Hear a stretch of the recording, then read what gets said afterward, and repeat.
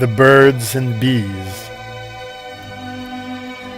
Each spring, when tulips raise their heads in maiden rows of flower beds, when hyacinths and daffodils wear taffetas with laughing frills to garden promenades and balls, when waking squirrels come out to play and blue jays shoo the clouds away, while carefree brooks and streamlets run through meadows lounging in the sun, where every scented breeze recalls the blossom of an April smile, where daisy chains of chamomile entwine like strands of braided hair, mid peonies that blush to bear pink buds, where bumblebees might pause to gently sip at nectar sweet.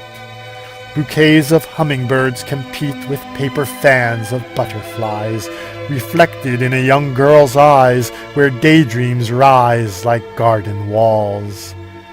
Then shall I climb the rose-bound gate, and haste to where my love doth wait in silken gowns of orient gold, whose tapestries of joy unfold in whisperings and waterfalls and fields of amber honeycomb, to lure my gypsy spirit home with mayfly promises of yore, and jasmine dreams of evermore, and fairy castles wrought from gauze.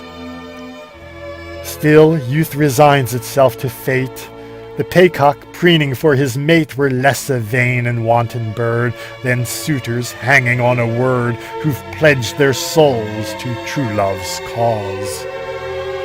Thus I decry all rival charms to fly into my true love's arms, soft as rose petals opening wide, to lure the vagrant sun inside with siren songs and mating calls.